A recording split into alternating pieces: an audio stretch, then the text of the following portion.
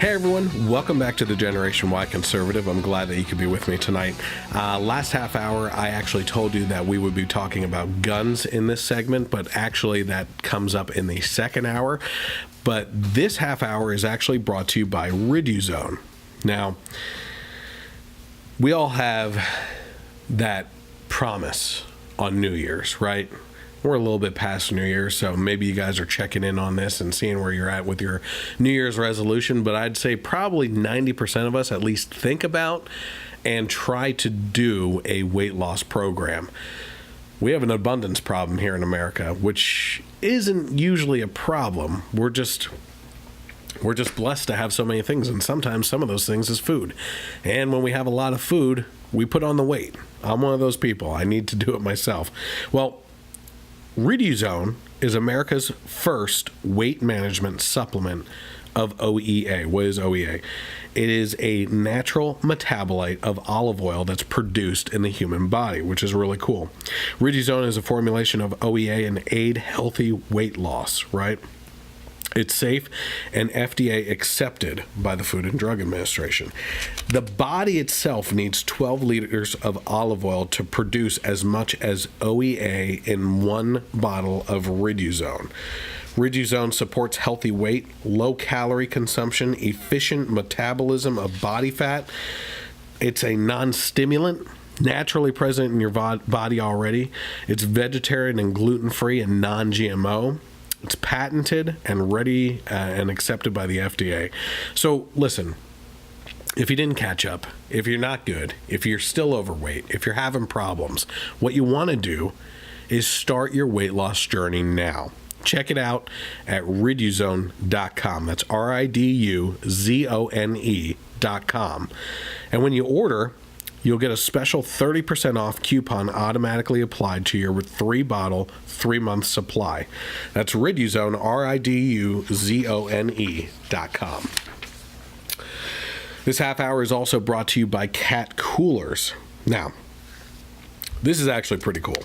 I'm a big fan of coolers. I know coolers is a big thing for people out there, right?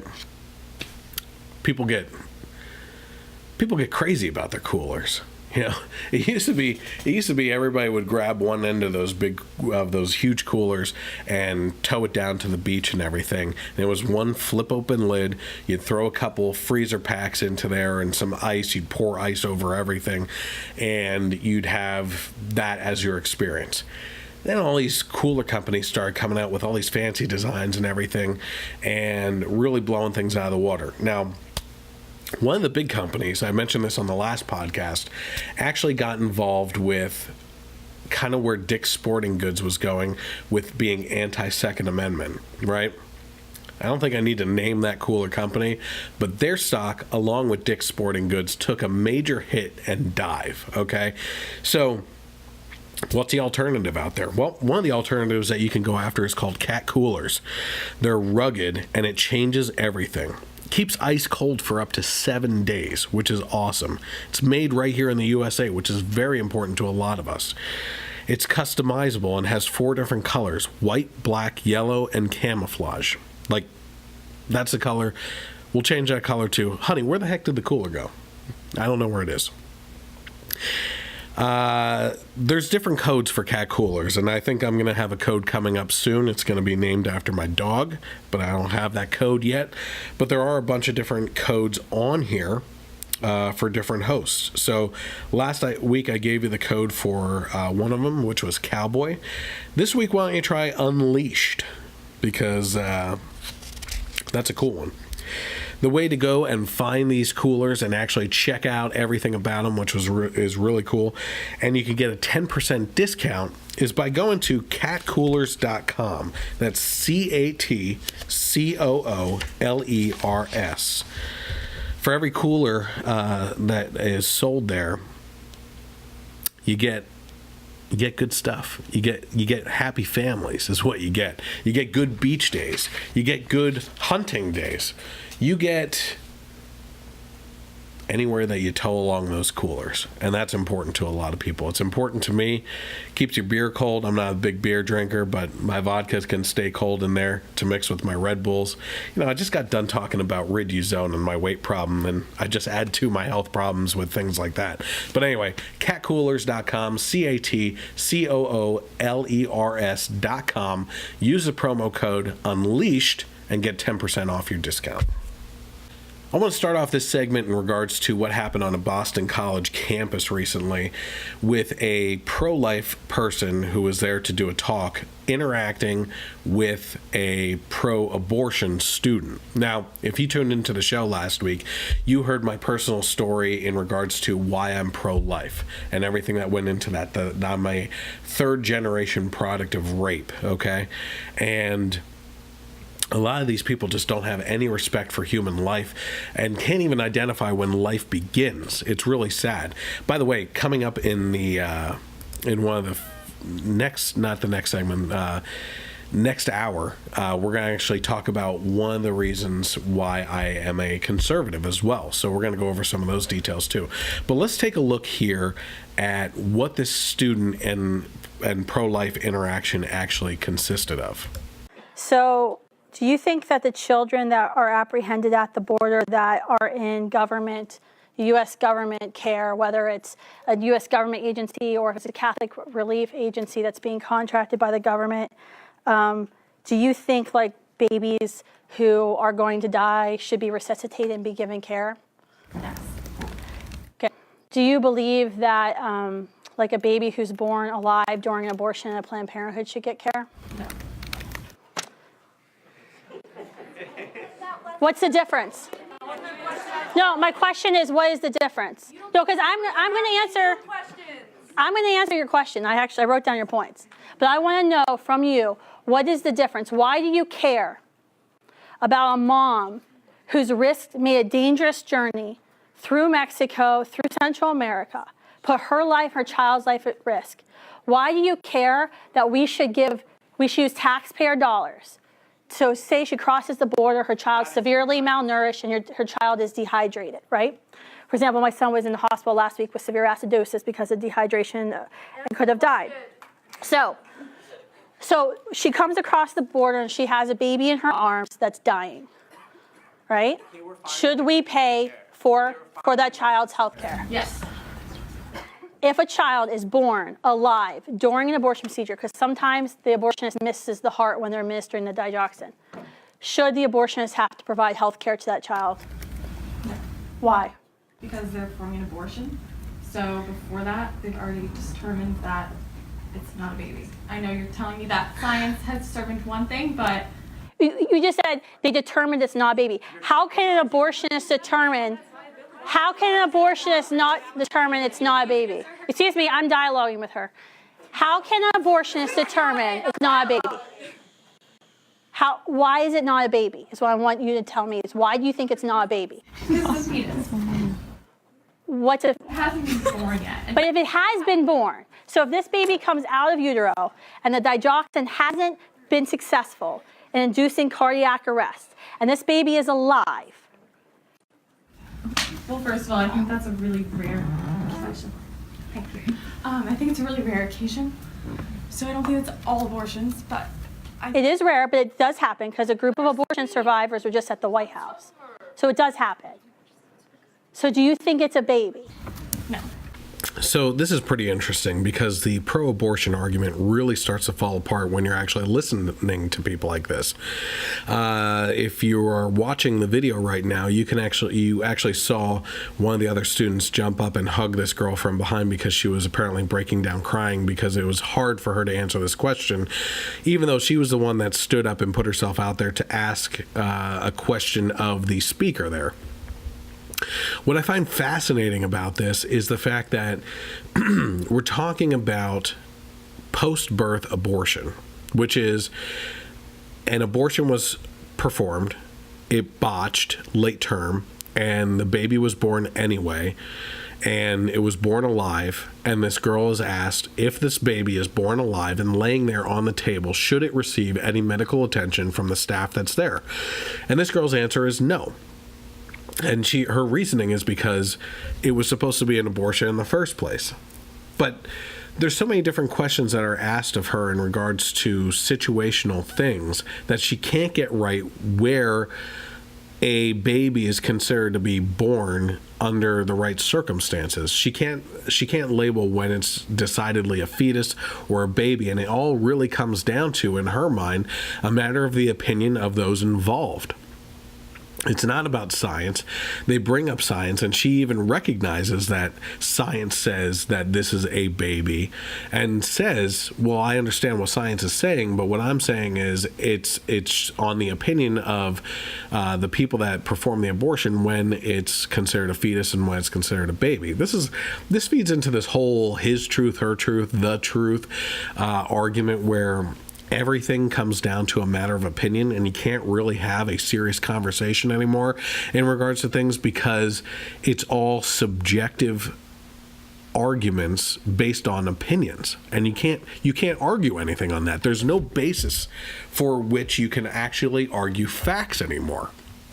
And it just gets to this ridiculous place where you can have a righteous argument on both sides based on your opinion and walk away and both be right, even with completely different opinions. That doesn't make sense. There is a right and a wrong answer.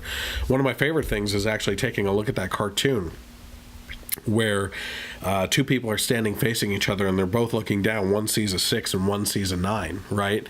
And it says below that it's all a matter of perspective. You're both right. It's all a matter of perspective. Well, no. The truth of the matter is, as one person pointed out at one point in time, that someone originally wrote that number down on the ground.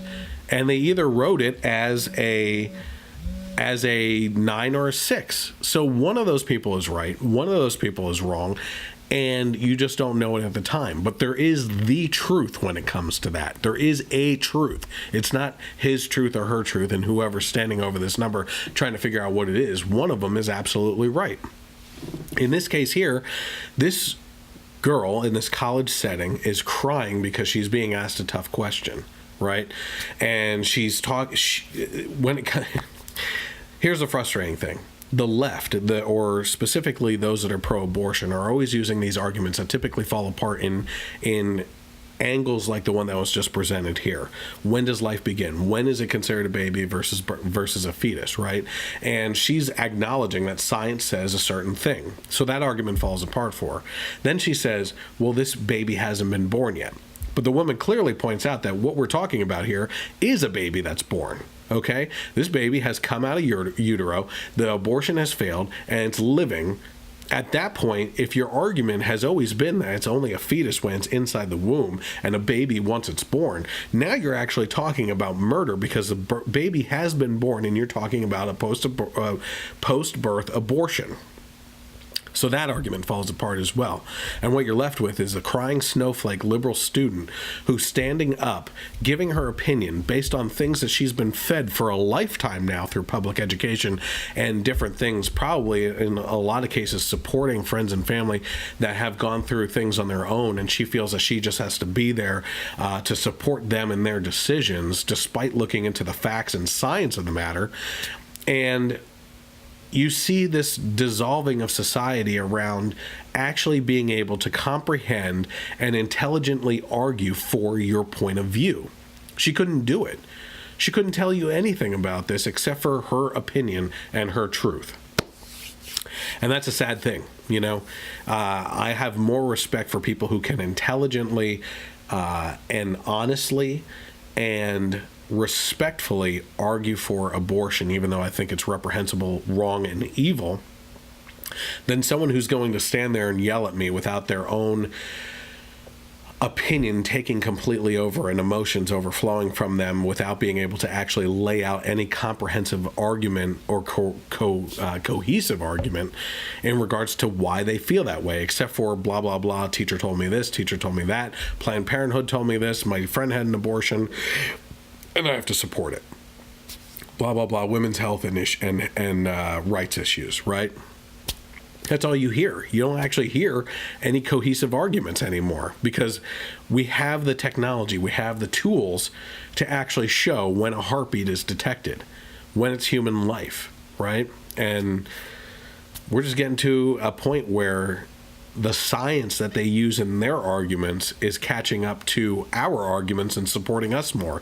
And it's not making them happy. That's why they don't want ultrasounds to be performed right before an abortion, because the mother will actually end up seeing a baby in her stomach that's fighting for its life when a needle comes up or a vacuum comes up to suck it out of there. And they actually have to see that this is something that can react and has a nervous system, has its own heartbeat, has its own blood and DNA that's different than the woman's body. It's not part of her body. It's not her body and her choice. It's the choice that she's making for a body that happens to exist within her own, but separate and completely different than hers. Okay. I had mentioned that I wanted to get into some of the reasons why I'm actually conservative, and I want the Mojo audience to actually get to know me a little bit better. Now, I had mentioned in the last podcast my pro-life stance and why I came to that over years of finding out different things in my life and going through all the different arguments and everything, but the conservative part is pretty interesting in and of itself as well.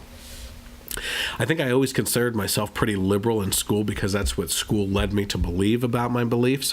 But what was interesting is a couple things. Number one, the Bush-Kerry debates when they were both running for president. I sat there and watched that while I was in college drinking with a couple buddies of mine while we were watching those debates. And I realized that John Kerry was making arguments that the simple education I received based on markets and the supply and demand and different things like that in economics in high school was being completely thrown out the window when John Kerry was speaking about how he was going to act as president. And it just blew my mind. But at that time, I still didn't really take a position on where I was. I also kind of remember things about when I was very young, back in the 80s. My parents had apartment buildings in an inner city near us. And I remember my dad walking into the apartment that he owned one day and seeing the renter sitting in the middle of the week, in the middle of the day, in the living room watching TV. And my dad apologized for opening the door. He just assumed that no one was home and said, "I'm sorry, I thought you were at work." And the guy looked at him and said, "No, I don't have a job." And my dad said, well, realizing that he's still collecting rent, he said to him, "Well, why don't you have a job?" And the guy literally said to my dad, "Why would I get a job for minimum wage when welfare pays me more than that?" Well, they had a good point. How do you blame a person like that? How do you our free market system and the way it's all set up is built to incentivize people to make more money and further themselves and enrich themselves. And I don't just mean monetarily with that either, but when you incentivize laziness, when you give a signal that you're giving the option to a person that you can either sit on your ass all day and get welfare, or you can go out and get a minimum wage job where you're going to work 40 hours a week and still not make what you make on welfare, that's incentivizing laziness, okay? And the one thing that taught me right off the bat was welfare should never be higher than the local minimum wage. And unfortunately, that's what has been going on for quite some time now. The last point that I had, too, was, and I recommend this to everyone, first of all, anyone I talk to, I was a server. I went to 2 colleges for 2 degrees, and through my whole college experience, I was a server at a major breakfast chain that had a fireplace. Let's just put it that way. And I always tell people that if you are going to get a job, no matter what you do, before you get a job, while you're working in college and everything, you should be a server at some point in time to realize what it takes to serve people, to go through the muck and hell of some people's selfish, greedy attitudes, and continue to put on a happy face to survive. I mean, that's what it is. Servers don't make much money. They make like $1 something to $2 an hour, and they rely on tips. And the only way that you're going to get a tip, even with an a-hole customer, is by putting on a happy face and delivering what they want and apologizing on in, whether you're right or wrong. And eventually, when you get out of that job, you are so exhausted with dealing with these scum of society. Sometimes it comes down to the fact that you're serving some sweet old people and they leave you a $2 tip, and it sucks. But you realize you have to realize the situation that they're in with a fixed income. Sometimes you get these big parties and someone thinks that the other person tipped, and you can have a party of 12 and no one tips you, and you get stiffed on a bill that was hundreds of dollars that you should have made a good $20-$40 on, right? My point being on this, everyone should serve at some point in time because it's good life skills to deal with people. That being said, when I was a server, I happened to be at a table one time, and like I said, I'm always listening in, looking for ways to increase my tip, okay? Because that's part of the job. That's how you're getting paid. So you have to be nice to people. You have to schmooze them and everything. And I happened to be at a table and wiping up the mess from the people before, and right next to me were my customers that came in, and they were talking about Hillary Clinton running for senator in New York at the time. And I heard them talking for a little bit, and I turned over and just casually said to them, without any knowledge of politics at the time, well, that's pretty interesting. I think that she would do a good job because I think she wore the pants in the relationship anyway when Bill was in office. And the one woman looked at me with such disgust. She said, "Are you kidding me?" I said, "No, I really do think that Bill was kind of a pushover, and Hillary held that all together. And I think a lot of things that happened because of her." Well, I got laid into on it. This woman said that she was in the Secret Service and served under President Clinton, and that her and multiple other Secret Service agents heard and were abused by Hillary Clinton and her daughter Chelsea, and that multiple times they heard Hillary using the C word in regards to referencing female staff. And I thought to myself, that's amazing, right? How do we have a global coverage of our politicians, especially the U.S. president, and we see these personalities walking across stage all the time, and you think that they're putting on a little bit of a show, right? But you think that you can read their personalities. I've always been good at reading people's personalities, especially as a server, right? And I thought to myself, how could I have missed that? How could I see her running for senator and think that that's a good idea, and yet she is a miserable bitch to her family and staff and people that work for her behind the scenes, right? So what I did was, from then on, I started paying closer attention and watching her on the news and all her interactions and interviews and everything. And it just totally made sense to me. Once you hear that story from someone like me and you start paying attention, whether you're conservative now or not, maybe you're just sitting on the fence, maybe you're trying to figure out where you fall in regards to how you feel about politics, because there's a lot of stuff going on. Numbers are changing all over the place. The president right now, as of right now of this podcast, has a 53% approval rating in a country where every media station is telling you that this guy is hated and should be impeached, right? Must be doing something good. But if you're on the fence and you hear that, all I would ask of you is, maybe you don't have to believe me, okay? But at least watch news programs and see what she does, how she acts, her mannerisms and everything else. And tell me that that doesn't look like something that she would actually end up doing. It is to me. I totally see that. And it's experiences like these that have led me down the conservative road. And I think after in college there, I went full on Republican. I realized that the Republicans were pretty corrupt. I decided that I was a conservative. which at the time is when I started the Generation Y Conservative blog. That turned into another website where I collaborated with a bunch of other people. I was writing for this one website that was involved with LinkedIn and sharing politics there. I think one of my stories is still probably one of the most popular on that website. Brazen Careerist, I think, is what the website used to be called. And I wrote an article in regards to, it was a simple question: why can't we have civil unions for instead of gay marriage, right? And it was a simple question of, why can't we do this instead of this and everybody be happy? And Brazen Careerist actually took that article and posted it, but changed the headline of my article to "My One Problem with Gay Marriage."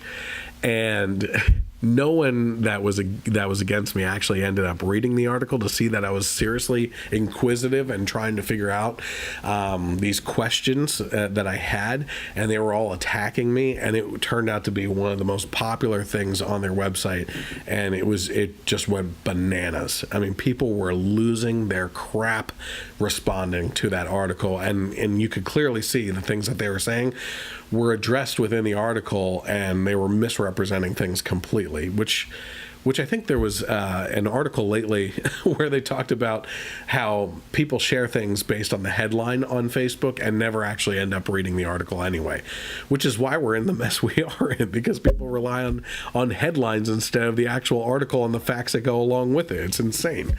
But yeah, so I actually, at that point, once I felt like I was a conservative, I started reading the Constitution, and I realized that the one thing that separates us from every other country out there is our Constitution. While every other Constitution that's out there, that if it does exist, tells you what your rights are, most people don't realize that our Constitution actually tells you what the government isn't able to do to you, not what they should provide for you. So when you read it that way, and you see that this is protection from the government seizing too much power and having too much control over your life and being able to just raid your home and take over everything that you do, or take firearms away from you, or take away your free speech or anything, you get a whole different sense of what's actually going on. So at that point, I considered myself a conservative constitutionalist. And then I realized, like I said earlier in the program, that these social issues and things like that are being used to wedge us apart as Americans, and that we actually have a lot more in common. And some of these social issues, I just feel like I can get over a lot of them, as long as it doesn't deal with hurting other people. So at that point, I really consider myself now a constitutional libertarian.